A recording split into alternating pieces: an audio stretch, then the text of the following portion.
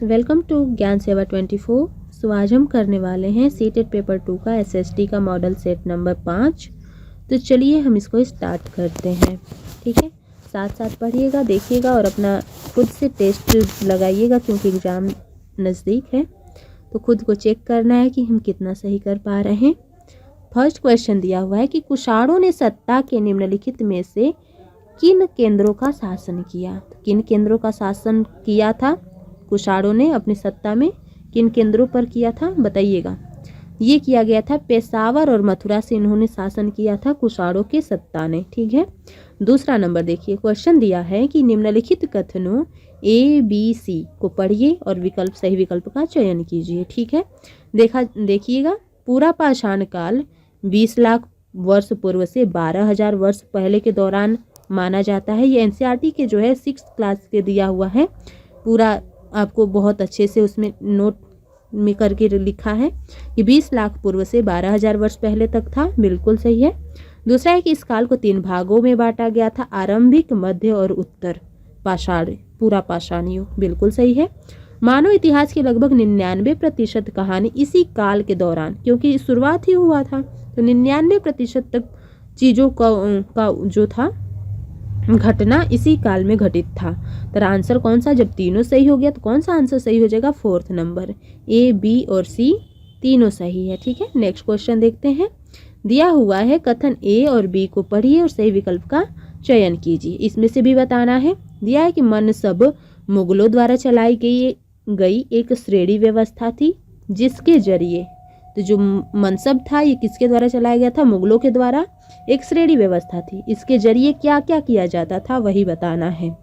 तो पद का काम होता था और वेतन का। ठीक है, समान सैन्य उत्तरदायित्व निर्धारित किए जाते थे, ये काम नहीं किया जाता था। और मनसबदारों की सैन्य उत्तरदायित्व का निर्धारण एक संख्या पर निर्भर था, ये भी नहीं था। आंसर क्या हो जाएगा, पहला और 2 सही है तो 3 नंबर यहाँ पे सही हो जाएगा। ठीक है, देखते हैं 4th नंबर क्वेश्चन। दिया है कि निम्नलिखित में से किस स्थान पे अशोक के अभिलेख ग्रीक और अरमाइक भाषा में पाया गया है। तो किस स्थान पे पाया गया है अभिलेख जो है ग्रीक और अरमाइक भाषाओं में, ये बताना है। तो ये कहाँ पे पाया गया है, कंधार में, याद रखिए कंधार में पाया गया है, जो ग्रीक और अरमाइक भाषा में उनका अभिलेख है अशोक का, याद रखिए कंधार में। नेक्स्ट क्वेश्चन दिया हुआ है कि गड्ढा कटंगा के गोंड साम्राज्य में 70,000 गांव थे। तो इसका उल्लेख जो है इस अभिलेख में किया गया है, कहाँ पर किया गया है वही बताना है। तो ये किया गया है अकबरनामा में, अकबरनामा में किया गया है क्या, किस चीज़ का, तो गड्ढा कटंगा के गोंड साम्राज्य में जो 70,000 गांव थे उनका उल्लेख मिलता है अकबरनामा में, याद रखिएगा। नेक्स्ट क्वेश्चन है 6ठा नंबर। निम्नलिखित अभिकथन A और कारण R पर विचार कीजिए। देखिए कथन क्या है कि स्थानीय जनजातीय लोगों द्वारा पुरी, उड़ीसा और जगन्नाथ की काष्ठ प्रतिमा बनाई जाती है। क्या ये कथन सही है, सही है। ठीक है, जो जनजातीय लोगों द्वारा बनाई गई थी पुरी, उड़ीसा और जगन्नाथ की काष्ठ काष्ठ यानी लकड़ी, लकड़ी कहाँ किसको मिलेगा, जो आदिवासी लोग थे, जंगलों में रहते थे, जनजातीय थे, तो सही हो गया। दूसरा कारण दिया है कि जगन्नाथ मूलतः एक स्थानीय देवता थे जिसकी पहचान उत्तर काल में विष्णु के रूप में, तो जगन्नाथ तो आप लोग सभी जानते होंगे कि विष्णु का ही है, जो है एक रूप होता है, तो कारण भी सही है। तो A और R दोनों यहाँ पे सही हो जाएंगे, 1 नंबर आंसर हो जाएगा। चलते हैं 7वां नंबर क्वेश्चन। दिया है कि निम्नलिखित में से कौन सा कथन बिरसा आंदोलन के विषय में सही है। तो ये जो है बिरसा के अनुयायियों ने लाल झंडे को बिरसा राज का प्रतीक बनाया, पहला दिया है। इसमें बताना है कौन सा कथन बिरसा आंदोलन के विषय में सही है। तो A ऑप्शन जो दिया हुआ है ये क्या कह रहा कि इन्होंने लाल झंडे को बिरसा राज का प्रतीक बनाया।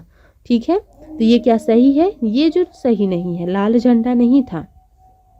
बिरसा ने लोगों को उकसाने के लिए परंपरागत प्रतीकों और भाषा का इस्तेमाल किया। परंपरागत, क्योंकि जो बिरसा मुंडा थे ये प्रकृति से प्रेम करते थे, इसीलिए परंपरागत प्रतीक और भाषा का प्रयोग किए, बिल्कुल सही है। बिरसा आंदोलन आदिवासी समाज को सुधारने के विरुद्ध था। क्या ये ऑप्शन सही है, आदिवासी तो वो खुद थे और वो प्रकृति से भी प्रेम करते थे, पेड़ों से भी लगाव था, जंगलों से लगाव था, तो ये आदिवासी का कैसे विरोध कर सकते, तो ये हो जाएगा गलत। डी नंबर है कि बिरसा ने मिशनरियों और हिंदू जमींदारों का लगातार विरोध किया। ठीक है, ये ऑप्शन जो होगा वो सही होगा या गलत होगा ये बताना है। ये जो होगा ये सही होगा। क्यों कि जो हिंदू जमींदार थे वो चीज़ों इनको जो जंगल थे उसको हड़पना चाहते थे और मशीनरियाँ जो थी उनके उत्पाद को कम करना चाहती थी, उनके जंगल को कम करना चाहती थी, इसलिए विरोध किए थे। तो आंसर कौन सा सही हो जाएगा? बी और डी यहाँ पे सही है, ए और जो दिया गया है सी गलत है। नेक्स्ट देखते हैं 8वां नंबर। दिया है कि निम्नलिखित कथन ए और बी पर विचार करें और सही विकल्प का चयन करें। ठीक है, दिया कि लाखों ग्रामीण महिलाएं जो सूत काटकर अपनी आजीविका चला रही थी वे 19वीं शताब्दी के मध्य तक बेरोजगार हो गई। ठीक है, तो ये जो ऑप्शन है वो सही है या गलत है ये बताना है। ठीक है, तो ये तो पॉइंट तो सही है क्योंकि जो सूत काट कर आजीविका चलाती थी 19वीं सदी में बेरोजगार हो गई। क्यों?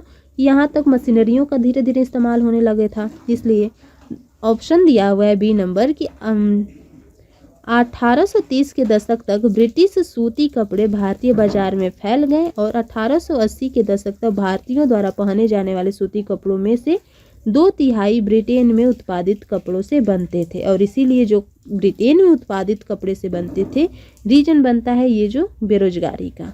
ठीक है, तो इसमें से कौन सा ऑप्शन सही हो जाएगा? यहाँ पे सही हो जाएगा 8 नंबर का फोर्थ। ए और बी दोनों सही है लेकिन बी जो है ए का सही व्याख्या नहीं करता है। ठीक है, नेक्स्ट देखते हैं। दिया हुआ है 9 नंबर क्वेश्चन कि निम्नलिखित में से कौन सा कथन सही है? कौन सा कथन सही है बताना है। महात्मा गांधी और रविंद्रनाथ टैगोर ने औपनिवेशिक शिक्षा का विरोध किया। महात्मा गांधी और रविंद्रनाथ टैगोर ने औपनिवेशिक शिक्षा का समर्थन किया। फिर है महात्मा गांधी और ने औपनिवेशिक शिक्षा का विरोध किया किंतु टैगोर ने इसका समर्थन किया। और चौथा नंबर दिया हुआ है कि टैगोर ने औपनिवेशिक शिक्षा का विरोध किया किंतु महात्मा गांधी ने समर्थन किया। तो जो दोनों लोग हैं दोनों ने औपनिवेशिक शिक्षा का जो है वो विरोध किया था। ठीक है, महात्मा गांधी और रविंद्रनाथ टैगोर दोनों ने औपनिवेशिक शिक्षा का विरोध किया था। तो ऑप्शन हो जाएगा ए यहाँ पे राइट। नेक्स्ट क्वेश्चन देखते हैं। दिया हुआ है 10 नंबर क्वेश्चन है कि प्राचीन ग्रंथों में विधवा को जलाने की अनुमति कहीं नहीं दी गई है। यह कथन किस समाज सुधारक के साथ जुड़ी हुई? तो याद रखना है कि विधवा जो प्रथा था उसको समाप्त करने में किनका हाथ था?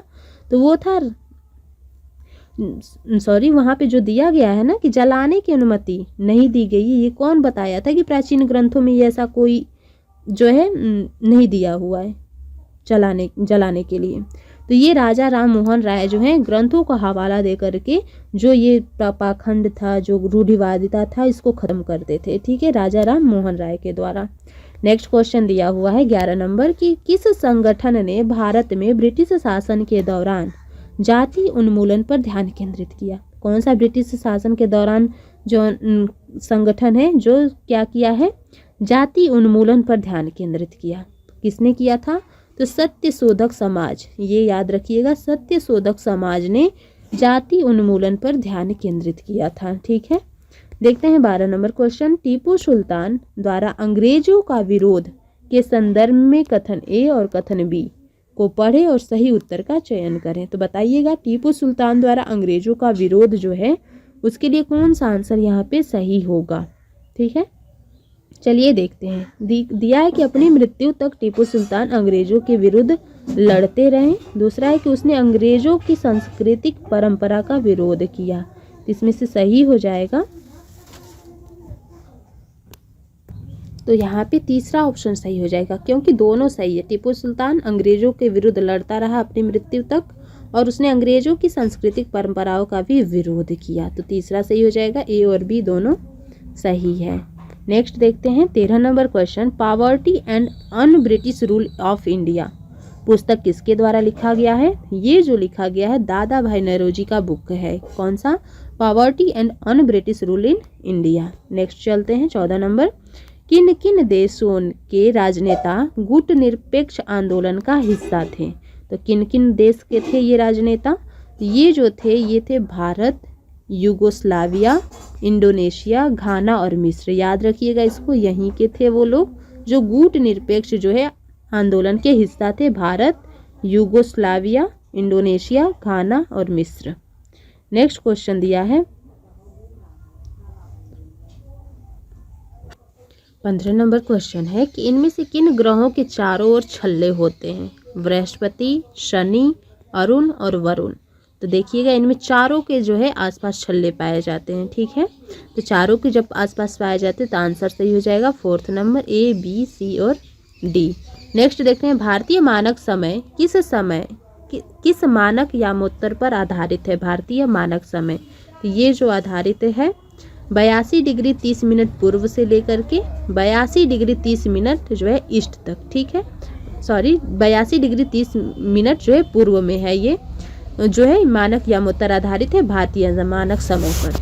तो या राइट आंसर हो जाएगा 16 नंबर का तीसरा। देखते हैं नेक्स्ट क्वेश्चन है 17 नंबर कि इनमें से क्या दिन एवं रात तथा ऋतुओं में परिवर्तन संभावित करता है? इनमें से क्या करने पे जो होता है दिन एवं रात और ऋतुओं में परिवर्तन संभावित करता है? तो कौन सा राइट आंसर हो जाएगा? तो ये देखिएगा क्रमशः पृथ्वी का घूर्णन एवं परिक्रमण। याद रखिएगा क्योंकि पृथ्वी ही चक्कर लगाता है सूर्य का, तो उसी की वजह से दिन और रात जो होता है और ऋतुओं में परिवर्तन होता है किसके? पृथ्वी के घूर्णन एवं परिक्रमण के द्वारा। नेक्स्ट क्वेश्चन देखते हैं 18 नंबर कि पृथ्वी लगभग 24 घंटे में अपने अक्ष 360 अंश पर घूम जाती है, अर्थात वह 1 घंटे में 15 डिग्री घूमती है। इस प्रकार जब ग्रीनविच में दोपहर के 12 बजते हैं तब ग्रीनविच से 30 डिग्री पूर्व में समय होगा। तो कितना हो जाएगा? तो ये अपराह्न 2 बजेंगे। ठीक है, जब कहाँ पे जो 1 घंटा में 15 डिग्री घूमता है तो ग्रीनविच के समय दोपहर के 12 बजते हैं, तो ग्रीनविच से 30 डिग्री पूर्व में कितना बजेगा? तो वही आपको बताना है, तो 2 बजेगा। इसको कैलकुलेट कर लीजिएगा, आंसर आ जाएगा। नेक्स्ट क्वेश्चन दिया हुआ है अंडमान और निकोबार द्वीप समूहों में निम्न में से किस प्रकार के वन पाए जाते हैं? किस प्रकार के वन पाए जाते हैं? तो इसका आंसर हो जाएगा आर्द्र पर्णपाती वन। आर्द्र पर्णपाती वन पाए जाते हैं अंडमान और निकोबार द्वीप समूहों में। नेक्स्ट देखते हैं क्वेश्चन दिया हुआ है 20 नंबर कि निम्न कथनों पर को पढ़िए। निम्न कथन क्या है? तो ग्रेनाइट ठोस चट्टानें तथा बिल्डिंग बनाने, सजावटी व सिलबट्टे के तौर पर प्रयोग में लाई जाती है। तो क्या ये कथन सही है? बिल्कुल सही है। ग्रेनाइट जो है ठोस चट्टानें हैं और इसका प्रयोग कहाँ? बिल्डिंग बनाने में, सजावटी व सिलबट्टे के तौर पे किया जाता है। कारण क्या है? तो पृथ्वी की भूपर्पटी के नीचे बहुत नीचे धीरे धीरे ठंडा होने के कारण ये बड़े दानों का रूप ले लेते हैं। ठीक है, जब भूकंप लावा जब पृथ्वी से बाहर निकलता है और जो लावा अंदर ही पृथ्वी के अंदर दब जाता है, दोनों का प्रक्रिया जब आप पढ़ेंगे बुक में तो उसमें दिया था कि जो ऊपर निकलता है तो वो जल्दी ठंडा हो जाता है, तो वो जो होता है मिहिन मिहिन दाने हो जाते हैं, लेकिन जो पृथ्वी के अंदर ही ठंडा होता है वो धीरे धीरे ठंडा होता है, और जब धीरे धीरे ठंडा होता है तो बड़े पत्थरों के रूप में टूट जाता है। तो यही जो है ग्रेनाइट ठोस चट्टान का रूप ले लेता है। तो इसका राइट आंसर हो जाएगा ए, और आर दोनों सही है, और आर जो है व्याख्या भी कर रहा। नेक्स्ट क्वेश्चन देखते हैं 21 नंबर। दिया है कि पवनों के बारे में दिए गए कथनों को पढ़िए और सही विकल्प का चयन करिए। ठीक है, दिया हुआ कि मौसमी पवनों का उदाहरण है। मानसूनी जो पवन है यह मौसमी पवन का उदाहरण है। क्या ये ऑप्शन सही है? या बी देखिए क्या कह रहा, मौसमी पवनें वर्ष भर लगातार निश्चित दिशा में चलती रहती हैं, ये सही है। या स्थल व समुद्री समीर अस्थायी पवनों के उदाहरण हैं। ठीक है, अस्थायी पवन वो कहते हैं जो साल भर एक दिशा में चलता रहता है, तो ये ऑप्शन तो गलत हो गया। मौसमी पवन वर्ष भर चलता रहता है, ये भी गलत है, क्योंकि मौसमी का मतलब ही हो गया कि मानसून के अकॉर्डिंग चलता है। तो देखिए पहला नंबर क्या देखिए, मौसमी पवन मानसूनी पवनें मौसमी पवन का उदाहरण है, ये बिल्कुल सही है। तो राइट आंसर क्या हो जाएगा? ए हो जाएगा। नेक्स्ट देखते हैं 22 नंबर क्वेश्चन दिया है कि संघनन के संदर्भ में निम्न कथनों को पढ़िए। ठीक है, 22 नंबर का क्या हो जाएगा देखते हैं। जलवाष्प संघनित होकर ठंडा होकर जल की बूंदें बनाते हैं। बिल्कुल, संघनित होकर ठंडा होता है तभी तो जल का बूंद बनता है, जलवाष्प।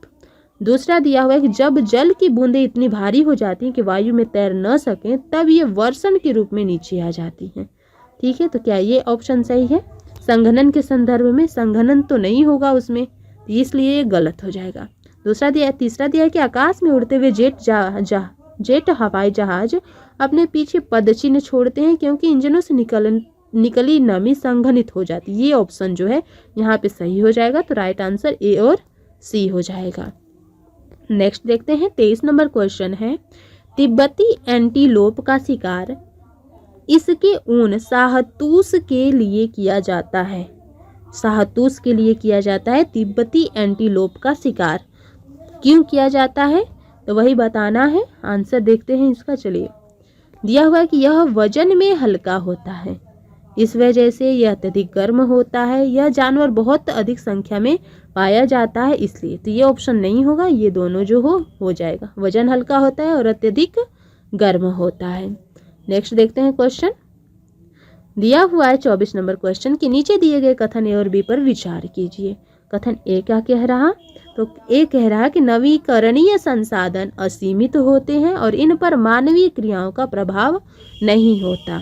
दूसरा क्या है, अनवीकरणीय संसाधन की तुलना में नवीकरणीय संसाधन जल्दी पुनः पूरित होते हैं। इनमें से कौन सा आंसर है जो सही हो जाएगा, तो इसका चलिए देखते हैं। दिया हुआ है यहाँ पे जो आंसर है एक तो गलत है लेकिन बी सही है। क्यों, देखिए ये जो बोला है ऑप्शन में कि नवीकरणीय संसाधन असीमित है और इन पर मानवीय क्रियाओं का प्रभाव नहीं होता। नवीकरणीय जो है ये तो मानव के द्वारा ही होता है, तो ये जो मानवीय क्रियाओं का प्रभाव से वंचित नहीं होगा, इसलिए ये जो है गलत है। अनवीकरणीय संसाधन की तुलना में जो नवीकरणीय है जल्दी पुनः पूरित होता है, क्योंकि मानव द्वारा किया गया है ना, इस वजह से। तो ये ऑप्शन बी जो है सही हो जाएगा।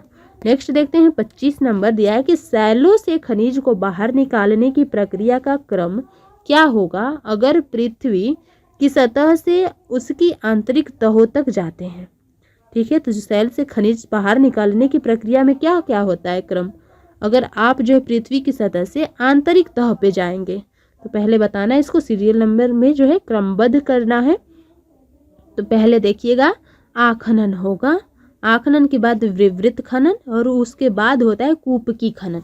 ये दिन दोनों पढ़िएगा ना, तो जो आखनन होता है ये कम जो होता है जो धरती के अंदर कम दूरी तय करता है, उसके बाद जो होता है थोड़ा सा और अंदर तक विपरीत होता है और सबसे लास्ट तक कूपिक होता है, कूपकी होता है। आंसर हो जाएगा यहाँ पे ए नंबर सही। नेक्स्ट देखते हैं 26 नंबर क्वेश्चन दिया हुआ है, दिया है कि स्थानांतरित कृषि के संदर्भ में निम्नलिखित कथनों पर विचार कीजिए। ठीक है, दिया है कि स्थानांतरित कृषि भारी वर्षा वाले क्षेत्र हैं, यह तीव्र पुनर्जनन वाले क्षेत्रों से प्रचलित होते हैं, इसे कर्तन एवं दहन कृषि के नाम से भी जाना जाता है। इनमें से क्या सही होने वाला है, तीनों ऑप्शन जो है सही है। स्थानांतरित कृषि किसको कहते हैं, जहाँ पे भारी वर्षा वाले क्षेत्र हैं, यह तीव्र पुनर्जनन वाले क्षेत्रों में प्रचलित है, और कर्तन एवं दहन कृषि के नाम से इनको जाना जाता है, स्थानांतरित खेती को। नेक्स्ट देखते हैं 27 नंबर क्वेश्चन है कि अगर आप कक्षा में प्रेयरी और वेल्ड पर चर्चा कर रहे हैं तथा आप विश्व मानचित्र पर किस क्षेत्र को अंकित करेंगे, तो किस क्षेत्र को अंकित करेंगे आप प्रेयरी और वेल्ड पर परिचर्चा कर रहे हैं, तो संयुक्त राज्य अमेरिका, दक्षिण अमेरिका, दूसरा दे रहा है दक्षिण अमेरिका, कनाडा, तीसरा है अमेजन बेसिन, दक्षिण अफ्रीका, या कनाडा और दक्षिण अफ्रीका। तो आपको किस पे चर्चा करना था, तो प्रेयरी और वेल्ड पे। तो आप किसका बताएंगे, ये जो होगा यहाँ का आंसर हो जाएगा कनाडा और दक्षिण अफ्रीका में ये पाया जाता है। ठीक है, तो राइट आंसर 4th हो जाएगा। नेक्स्ट देखते हैं 28 नंबर कि रूढ़िवादिता के बारे में निम्नलिखित कथनों पर विचार कीजिए। ठीक है, जिसमें दिया हुआ है कि रूढ़िवादिता हमें प्रत्येक व्यक्ति को अपनी विशेष गुणवत्ता या कौशल के साथ एक अद्वितीय व्यक्ति के रूप में देखने से रोकती है। ठीक है, कहने का मतलब आप किसी के अंदर गुण है, लेकिन रूढ़िवादिता क्या होता है, उसकी तरफ एक नज़रिया बना देता है कि वह व्यक्ति ऐसा है तो ऐसा है, उसका गुण जो है नज़र नहीं आता, ये जो होता है रोक देती है। तो ऑप्शन सही है। रूढ़िबद्ध धारणाएं बड़ी संख्या में लोगों को एक ही प्रकार के खांचे में जड़ देता है। बिल्कुल सही है। क्या करता है कि बहुत सारे लोग होंगे, अनेक लोग अनेक तरह के होने चाहिए, लेकिन ये क्या करेगा, रूढ़िबद्धता एक ही तरह का बोल देगा, सबका एक ही गुण व्यवहार बता देगा, इसलिए इसको रूढ़िबद्ध भी कहते हैं। तो ये भी जो है आंसर यहाँ पे जो है ये गलत हो जाएगा। ठीक है, सॉरी, ये बात सही कहा गया है ना, पूछा है कि रूढ़िवादिता के कथन पर विचार कीजिए, तो रूढ़िवादिता ही है। तीसरा दिया कि रूढ़िबद्ध धारणाओं को हम सब पर प्रभाव पड़ता है क्योंकि इनके चलते हम उन कामों को करने का मौका मिलता है जिन्हें हम अच्छे हैं। देखिए ये तो पॉजिटिव वे में बोल दिया है कि ये जो रूढ़िबद्ध धारणा का हम सब पे प्रभाव पड़ता है क्योंकि इनके चलते हम उन कामों को करने का मौका मिलता है जिनमें में हम अच्छे हैं। रूढ़िवादिता में मौका नहीं मिलना चाहिए लेकिन यहाँ पे मौका मिलता है, इसलिए बोल रहा है ये ऑप्शन जो है गलत हो जाएगा। तो यहाँ पे सही क्या होगा, ए और बी दोनों सही हैं। ठीक है, नेक्स्ट देखते हैं 29 नंबर क्वेश्चन कि नीचे दिए गए क्षेत्रों की पहचान करें जिन पर अतीत में अरब और चीनी व्यापारियों की उल्लेखनीय संस्कृति पर प्रभाव पड़ा। अरब और चीनी का प्रभाव पड़ा है वही बताना है। तो देखते हैं कि ये किस क्षेत्र में, तो केरल और लद्दाख वाले क्षेत्र में इनकी संस्कृति पर प्रभाव पड़ा है व्यापारियों का। नेक्स्ट दिया हुआ है 30 नंबर कि भारत के राष्ट्रपति का चुनाव किसके द्वारा होता है। भारत के राष्ट्रपति का चुनाव ये जो किया जाता है ये तो लोगों के द्वारा ही होता है। जो लोगों के द्वारा जो चुने जाते हैं प्रतिनिधि वही जाते हैं सांसद में, और सांसद में जाकर के वहाँ पे वो अपना चुनते हैं, जिसको वो लोग चुनेंगे तो वो जाकर के फिर चुना जाता है। तो कहीं ना कहीं ये निर्वाचक मंडल द्वारा चुना जाता है, वो भी अप्रत्यक्ष चुनाव से। ठीक है, तीसरा नंबर हो जाएगा सही। देखते हैं 31 नंबर क्वेश्चन कि हमारा संविधान यह सुनिश्चित करता है कि शासन की व्यवस्था केवल कुछ विशेषाधिकृत लोगों की सम्मिलित नहीं करती जो सभी लोगों के लिए निर्णय ले। ठीक है, बोला है कि कुछ विशेषाधिकृत लोगों को सम्मिलित नहीं करती है जो सभी लोगों के लिए निर्णय लेते हैं। यहाँ सरकार के विभिन्न स्तर हैं जो संविधान से ही अधिकार प्राप्त करते हैं। यह भारतीय संविधान के निम्नलिखित में से किसकी विशेषता की व्याख्या करता है, बताना है किसकी व्याख्या कर रहा है।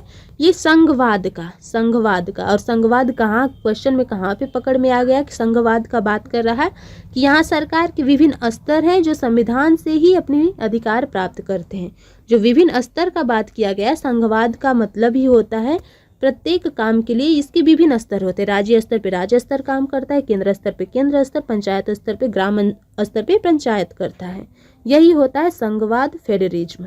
ठीक है, नेक्स्ट चलते हैं। दिया है 32 नंबर क्वेश्चन कि निम्नलिखित में से कौन सी स्थिति संभवतः भारतीय शहर में प्रवासी श्रमिकों की स्थिति का प्रतिनिधित्व करती है।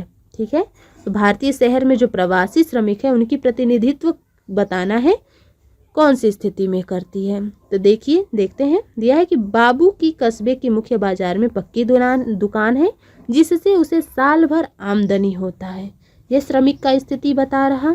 या राजन के एक ठेले पर दिन में सामान बेचते हैं और रात में होने पर उसी में सो जाता है। तो कहीं ना कहीं श्रमिक का ये स्थिति दिखाता है कि वो लोगों के लिए सोने के लिए जगह वगैरह नहीं होता है, वो जहाँ पे सामान बेचते हैं तो वो वहीं पे सो जाते हैं। ठीक है, यहाँ पे बी जो होगा राइट आंसर हो जाएगा। नेक्स्ट देखते हैं 33 नंबर क्वेश्चन।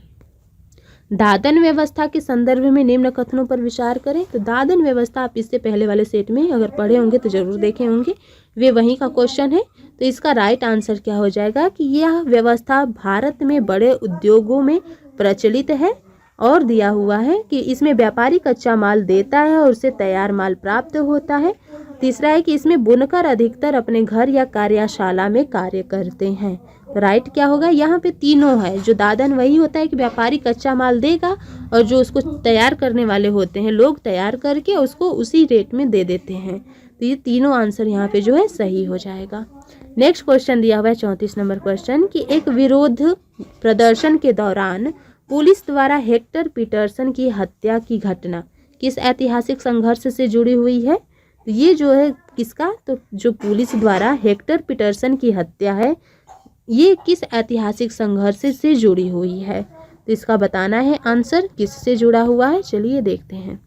दिया हुआ है कि अमेरिका में रंगभेद बिल्कुल ना है, रोजा पार्क्स वाला था शायद वहाँ का। नेक्स्ट है कि नेपाल में राजतंत्र के खिलाफ संघर्ष, ये हो जाएगा। या फिर दक्षिण अफ्रीका में रंगभेद, ये हो जाएगा आंसर इसका। दक्षिण अमेरिका में जो रंगभेद के नीति के खिलाफ संघर्ष बना था उसमें ये दिया गया था। 35 नंबर क्वेश्चन है कि हिंदू उत्तराधिकार अधिनियम 2005 निम्नलिखित में से किस कारण हेतु लैंगिक समानता की ओर एक कदम है। तो ये बताना है। जो 2005 का अधिनियम है हिंदू उत्तराधिकार अधिनियम, ये किस जो चरण में है, लैंगिक समानता की ओर एक कदम है। तो इसका देखिएगा राइट आंसर हो जाएगा कि यह बेटियों को पिता की संपत्ति पर अधिकार दिलाता है। यही तो एक समानता के एक कदम दिखा रहा है इसमें दे दिया कि यह बेटी को विवाह के बाद भी पैतृक कुल नाम रखने की अधिकार देता है। ये तो नहीं देता, जहाँ चली जाएंगी वहाँ की हो जाएंगी। यह सबसे बड़ी संतान लड़का या लड़की को पिता का उत्तराधिकारी ये पहले होता था, अब नहीं। यह केवल गैर विवाहित बेटियों को पिता की जमीन पर अधिकार देता है, ऐसा कुछ नहीं है। ये पिता जो है संपत्ति पर बेटियों का अधिकार दिलाता है। मैं एक बेकरी में सहयोगी कर्मी के रूप में काम कर रही है। उसे एक मालिक का महंगा मोबाइल फ़ोन चुराने के झूठे आरोप में अभियुक्त बनाया जाता है, परंतु वह अपनी खराब आर्थिक स्थिति के चलते अपने बचाव के लिए वकील नहीं कर पाती। तो इस केस का प्रतिनिधित्व करने के लिए भारतीय संविधान के किस अनुच्छेद के अनुसार राज्य द्वारा वकील दिया जाएगा? ठीक है, तो बताइए किसमें किस जो है अनुच्छेद के द्वारा जो है राज्य जो है वकील देगा, किस अनुच्छेद के तहत? तो ये 39A के तहत।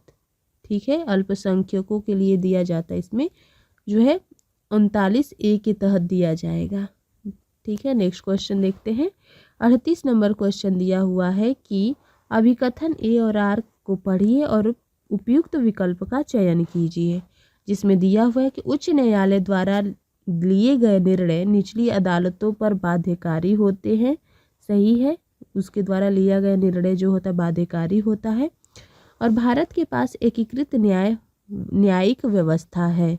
ठीक है, तो ये भी सही है, दोनों सही हो जाएगा। तो यहाँ पे A और R दोनों सही है और R A का सही व्याख्या करता है। नेक्स्ट क्वेश्चन 39 नंबर दिया है कि हाल ही में निम्नलिखित कथनों A, B, C पर विचार कीजिए। ठीक है, तो तवा मत्स्य संघ का गठन तवा बांध के निर्माण के खिलाफ हुआ था। क्या ये ऑप्शन सही है? बिल्कुल सही है। जो तवा मत्स्य संघ है इसका जो गठन हुआ है तवा बांध के निर्माण के खिलाफ में हुआ था। दूसरा ऑप्शन क्या कह रहा है कि तवा मत्स्य संघ का गठन मध्य प्रदेश के जंगल निवासियों के जीवन निर्वहन के लिए बांध पर मछलियां पकड़ने के काम को जारी रखने के अधिकार की रक्षा करते हुए लिया गया था। तो ये भी बात बिल्कुल सही है। तो और तवा मत्स्य संघ मछुआरों को ऋण भी देने की व्यवस्था करता है, ये जो है गलत है, ऋण देने का व्यवस्था नहीं किया गया है। तो A और B जो यहाँ पे सही हो जाएगा। नेक्स्ट क्वेश्चन है 40 नंबर की जनजातीय भाषा के बारे में दिए गए निम्न कथनों को पढ़ें। तो जनजातीय भाषाओं के बारे में बताना है। संथाली भाषा का अपना बड़ी मात्रा में प्रकाशन होता है, जिसमें इंटरनेट पत्रिकाएं भी शामिल हैं। क्या ये ऑप्शन सही है? या फिर जनजातीय भाषाएं संस्कृत से बिल्कुल अलग है और संभवतः उतनी ही पुरानी है, या फिर दिया हुआ है अच्छा यही दोनों है। तो यहाँ पे क्या हो जाएगा आंसर?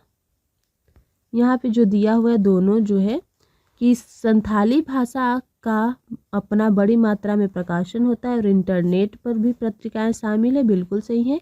और जो जनजातीय भाषा होती है ये संस्कृत के जैसा ही होता है, एकदम संस्कृत से बिल्कुल अलग है। ठीक है, संस्कृत से अलग है और उतनी ही पुरानी है, क्योंकि आदिवासी हैं लोग तो इनका भी भाषा जो है पुराना है और संस्कृत से बिल्कुल अलग है।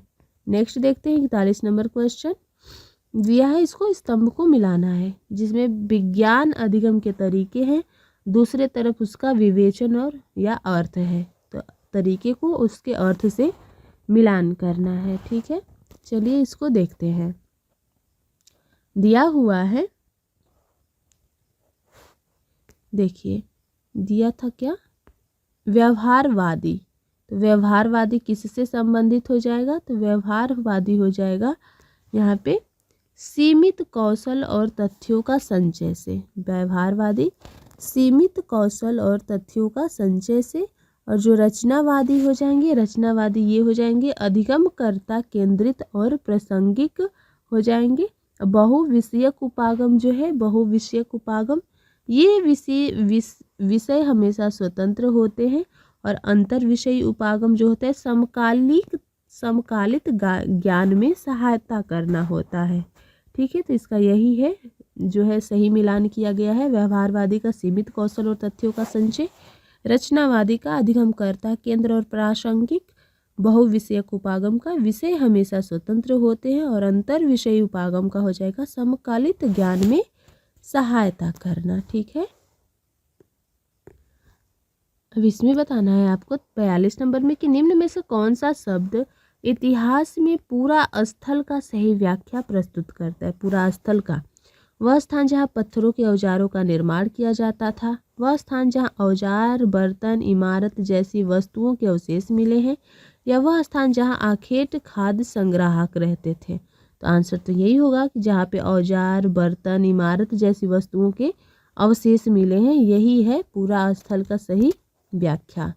नेक्स्ट क्वेश्चन देखते हैं 43 नंबर क्वेश्चन क्या कह रहा कि एक शिक्षिका अपने विद्यार्थियों के साथ अल्पसंख्यक समुदाय के जीवंत अनुभवों के बारे में चर्चा करना चाहती है, तो उसकी जो है अति उपयुक्त शिक्षण रणनीति क्या होगा। जो अल्पसंख्यक समुदाय के जीवन के अनुभव के बारे में चर्चा करना चाहती है तो उसका हो जाएगा, देखिए, अल्पसंख्यक के लिए संवैधानिक प्रावधानों का चार्ट, अल्पसंख्यकों के लिए रोजगार पर NSS डाटा, एक फीचर फिल्म जिसमें एक अल्पसंख्यक किरदार है, या फिर हो जाएगा अल्पसंख्यक प्रभुत्व वाले क्षेत्रों में लोगों की दैनिक गतिविधियों पर एक प्रस्तुतिकरण। तो यहाँ पे राइट आंसर 4 हो जाएगा कि अल्पसंख्यक प्रभुत्व वाले लोग में लोगों की दैनिक गतिविधियों पर एक प्रस्तुतिकरण जो है ये क्या दिखाएगा, उस अल्पसंख्यक समुदाय के जीवन के अनुभवों के बारे में चर्चा करना हो जाएगा। ठीक है, नेक्स्ट देखते हैं 44 नंबर। प्रारंभिक शिक्षा के विद्यार्थियों को जाति आधारित भेदभाव के मुद्दे से परिचित कराने के लिए कौन से समाज संसाधन का प्रयोग कर सकते हैं। क्या क्वेश्चन कह रहा कि जो है जाति आधारित भेदभाव का मुद्दा से परिचित कराना है, तो कौन सा संसाधन का प्रयोग कर सकते हैं बच्चा सबको जाति आधारित भेदभाव का पहचान कराने में। इसमें देखते हैं अभिलेख जो अशोक स्तंभ पर लिखे गए, बिल्कुल ना। आरक्षण नीति पर लेख, मानव अधिकारों का सार्वजनिक घोषणा पत्र, या फिर BR अम्बेडकर के बचपन के अनुभवों के वृतांत, ये जो है ये दिखाएगा उसको भेदभाव।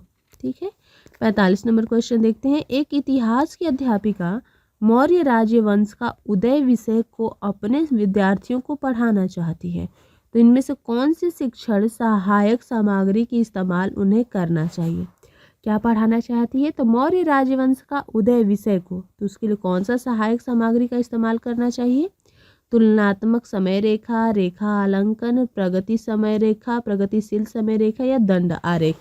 बताइए किसका यूज करना चाहिए। इसमें जो है प्रगतिशील समय आरेख का, क्योंकि मौर्य राजवंश का उदय हुआ, किसी भी चीज़ का उदय होता है तो उसमें वो प्रगति पे रहता है, प्रगतिशील रहता है, उसमें क्या क्या प्रोग्रेस हो रहा है, तो वो प्रगतिशील समय रेखा के द्वारा वो सहायक सामग्री का प्रयोग करना चाहिए। नेक्स्ट है 46 नंबर क्वेश्चन कि विविधता के बारे में पढ़ाने के लिए वृत्त चित्र प्रासंगिक है, अगर शिक्षक इसका प्रयोग किसके लिए करता है। ठीक है, तो विविधता के बारे में पढ़ाने के लिए वृत्त चित्र जो होता है वो प्रासंगिक होता है, लेकिन कब कि अगर शिक्षक इसका प्रयोग किसके लिए करता है। एक अनजान भौगोलिक जीवन स्थान में जीवन के अनुभव उपलब्ध कराने में, विद्यार्थियों के मनोरंजन में, अन्य अपने जीवन में कैसे जीते हैं उन अजीब से तरीकों को दिखाने में, या व्याख्यान विधि की एक रक्षता को भंग करने में। किसके लिए प्रयोग किया जाता है वृत्त चित्र का, तो ये अनजान भौगोलिक स्थान में जीवन के अनुभव उपलब्ध कराने में वृत्त चित्र का प्रयोग किया जाना चाहिए। ठीक है, 47 नंबर क्वेश्चन देखते हैं। दिया है कि एक 7वीं कक्षा की सामाजिक विज्ञान अध्यापिका अपने विद्यार्थियों को ग्राम पंचायत के दफ्तर के दौरे पर ले जाती है। इससे शिक्षण विधि के क्या फायदे हैं बताना है। विषय के बारे में प्रत्यक्ष जानकारी जुटाना, विषय के बारे में अतिरिक्त जानकारी देने का प्रभावी तरीका, स्कूली जीवन का सामुदायिक जीवन से संपर्क स्थापित करना, या फिर घटना और घटनाक्रम को दर्ज करने की रूपरेखा प्रदान करना। क्या हो जाएगा आंसर, तो यहाँ पे हो जाएगा डी जो है ये गलत हो जाएगा। ठीक है, घटना और घटनाक्रम का दर्ज करने के लिए नहीं ले जा रही, वो ले जा रही प्रत्येक जानकारी जुटाने के लिए, विषय के बारे में अतिरिक्त जानकारी और सामुदायिक जीवन से संपर्क स्थापित करने में स्कूली जीवन का। तो राइट आंसर 2 नंबर हो जाएगा। देखते हैं 48 नंबर क्वेश्चन है कि निम्नलिखित में से कौन सा शिक्षण विधि जेंडर संवेदीकरण को पढ़ाने के लिए सर्वोत्तम है। तो जेंडर संवेदीकरण को पढ़ाने के लिए सर्वोत्तम कौन सी विधि हो जाएगी, तो यहाँ पे हो जाएगा परिचर्चा, डिस्कशन जो होता है जेंडर संवेदीकरण को पढ़ाने का लिए सर्वोत्तम विधि है। नेक्स्ट है 49 नंबर कि निम्नलिखित में से कौन सी रणनीति विद्यार्थियों में आलोचनात्मक सोच को प्रोत्साहित करने में सबसे उपयुक्त है। तो कौन सा विधि है जो आलोचनात्मक सोच को प्रोत्साहित करने में उपयुक्त हो जाएगा, तो ये हो जाएगा यहाँ पे विद्यार्थियों को सभी सूचनाओं को सत्य समझकर स्वीकार करना, विद्यार्थियों से अध्यापकों के सारे मतों को स्वीकार करना, विद्यार्थियों को पक्षपात पहचानने में मदद करना, विद्यार्थियों को परिस्थितियों को सिर्फ एक नज़रिए से देखना सिखाना। ये भी गलत है, आलोचनात्मक बोला है तो आलोचना का मतलब हो गया कि उस पक्षपात क्या किया जा रहा है दोनों पक्ष में उस पर वो विचार कर सके, अपना थॉट दे सके, वो होता है पक्षपात पहचानने में मदद करना। राइट आंसर हो जाएगा। 50 नंबर क्वेश्चन है निम्नलिखित में से कौन सी सामाजिक विज्ञान शिक्षण विधि विद्यार्थियों की प्रस्ताव करने की, तार्किक बहस करने की, जवाब तर्क देने की और तथ्यों या विचारों को प्रस्तुत करने की क्षमता को विकसित करती है। तो कौन सा सामाजिक विज्ञान शिक्षण विधि है जिसमें ये सब का जो है विकास होता है, वाद विवाद के द्वारा, परिचर्चा के द्वारा, क्षेत्र कार्य के द्वारा या परियोजना कार्य के द्वारा। तो ये जो है ये वाद विवाद के द्वारा जो है, क्योंकि दे दिया ना कि विद्यार्थियों की प्रस्ताव करने, तार्किक बहस, जवाब तर्क, तथ्यों पर विचारों को प्रस्तुत, तो ये सारा लक्षण तो वाद विवाद का है। ठीक है। 51 नंबर क्वेश्चन देखिए, दिया है कि सामाजिक विज्ञान की एक शिक्षिका अपनी कक्षा शैली की विषय शुरू कर रही है। तो निम्न में से कौन सी गतिविधि उसके उद्देश्य हेतु सबसे अधिक महत्व रखता है। पृथ्वी की परतों को दर्शाते हुए मॉडल को दिखाना व उस पर चर्चा करना, पाठ्यपुस्तक में दी गई शैली की विशेषताओं को पढ़ना और समझाना, शिक्षार्थियों को उनके आसपास वाले जानने वाली शैली को इकट्ठा करने के लिए कहना, शैलों को या फिर विभिन्न प्रकार के शैलों को लाना तथा इसका प्रयोग इन शैलों के विशेषताओं को पहचानने व तुलना करने में करना। तो क्या हो जाएगा इसका आंसर, तो यही हो जाएगा 4th नंबर। जब शैलों की यानी चट्टान को पढ़ाने वाला सब्जेक्ट वो पढ़ाना है चैप्टर, तो उसमें क्या करेंगे कि विभिन्न प्रकार की शैलों को लाना, इनका प्रयोग, इन शैलों की विशेषता को पहचानना, ये सब में तुलना कराना, ये हो जाएगा सबसे महत्वपूर्ण, अधिक महत्व रखेगी ये जो है विधि। नेक्स्ट क्वेश्चन दिया हुआ है 52 नंबर क्वेश्चन कि भारत के तटीय स्थल रूप पढ़ाते हुए राजस्थान के शिक्षक किस शैक्षणिक समस्या का सामना कर सकते हैं। किस शैक्षणिक जो समस्या का सामना, तो छात्रों के लिए संदर्भ बनाने में, प्रकाशित सामग्री उपलब्ध कराने में, छात्रों के मूल्यांकन में, पाठ्यक्रम समय पर पूरा करने में। तो ये सब तो समस्या नहीं होता है, मूल्यांकन करना, समय पे पूरा करना, सामग्री उपलब्ध कराना, लेकिन छात्रों के संदर्भ बनाने में जो है तटीय स्थल, क्योंकि जो वहाँ पे तटीय जो है तो मिलता नहीं है नदी पानी वगैरह जल्दी, तो वहाँ पे तटीय स्थल रूप का संदर्भ कैसे बनाएंगे, प्रॉब्लम यही होगा। तो समस्या का सामना करना पड़ेगा। ठीक है। नेक्स्ट देखते हैं 53 नंबर क्वेश्चन दिया हुआ है कि सामाजिक विज्ञान पाठ्यचर्या में निम्नलिखित में से कौन सी विद्यमान बाधाएं हैं। तो कौन सी विद्यमान बाधाएं हैं, तो विद्यालयों में विद्यमान शिक्षण शास्त्रीय प्रथाएं, ये जो है क्या है सामाजिक विज्ञान पाठ्यचर्या की जो है समस्या है। या फिर दूसरा दिया है कि अच्छा प्रदर्शन तथा उच्च अंक प्राप्त करने का दबाव, या वैज्ञानिक अन्वेषण तथा कौशल निर्माण का अभाव। तो क्या हो जाएगा आंसर यहाँ पे, तो यहाँ पे ए और बी जो होगा यहाँ पे राइट होगा, क्योंकि ये तो जो दिया हुआ है वैज्ञानिक अन्वेषण तथा कौशल निर्माण का अभाव दिखा रहा है, और दूसरा क्या है अच्छा प्रदर्शन और उच्च अंक प्राप्त करने का दबाव, और पहले का दिखा रहा है कि विद्यालय में विद्यमान शिक्षण शास्त्रीय प्रथाएं।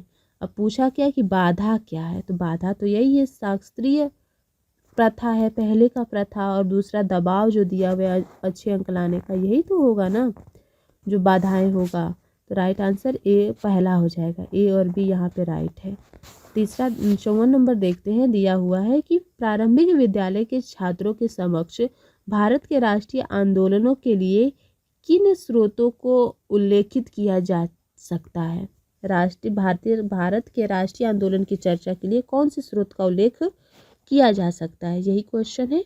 तो बताना है इसका आंसर। ठीक है, दिया हुआ है कि सेलुलर जेल के आधिकारिक दस्तावेज और पत्र, शैल चित्रकला, कबीर के दोहे या अशोक स्तंभ किसके द्वारा दिखाया जा सकता है। तो ये जो होगा राइट आंसर हो जाएगा, सेलुलर जेल के आधिकारिक दस्तावेज और पत्र के द्वारा जो है क्या, तो जो है राष्ट्रीय आंदोलन की चर्चा का स्रोत यही होगा, आधिकारिक दस्तावेज और पत्र, जेल, आधिकारिक दस्तावेज और पत्र। नेक्स्ट देखते हैं 55 नंबर, सामाजिक विज्ञान की कक्षा में परियोजना विधि के प्रयोग करने का मुख्य उद्देश्य क्या है। परियोजना विधि के प्रयोग करने का मुख्य उद्देश्य ये हो जाएगा यहाँ पे विद्यार्थियों को सामाजिक विज्ञान सैद्धांतिक ज्ञान के निर्माण में संलग्न करना, सामाजिक विज्ञान कक्षा में शिक्षण समय बचाना, सामाजिक विज्ञान शिक्षक का भार कम करना, या फिर विद्यार्थियों को वास्तविक जीवन में सामाजिक समस्याओं की जांच में संलग्न करना। तो जहाँ भी वास्तविक जीवन से रिलेट कर देता है वो ऑप्शन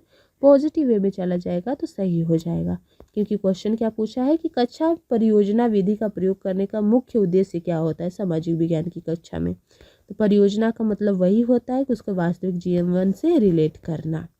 नेक्स्ट देखते हैं 56 नंबर दिया है कि निम्नलिखित प्रश्न में कौन सी संज्ञानात्मक प्रक्रिया का आकलन किया होता है और भारतीय संविधान की मुख्य विशेषताएं क्या है। क्वेश्चन क्या पूछा है कि संज्ञानात्मक प्रक्रिया का आकलन होता है और भारतीय संविधान की मुख्य विशेषताएं क्या है। चलिए देखते हैं, दिया हुआ है स्मरण, मूल्यांकन, विश्लेषण और सृजन। तो यहाँ पे पूछते हैं कि भारतीय संविधान की मुख्य विशेषता ये रिकॉल है, ठीक है, ना कि मूल्यांकन, विश्लेषण और सृजन। नेक्स्ट देखते हैं 57 नंबर क्वेश्चन कि निम्न में कौन सी कार्यनीति समूह आकलन का हिस्सा नहीं है।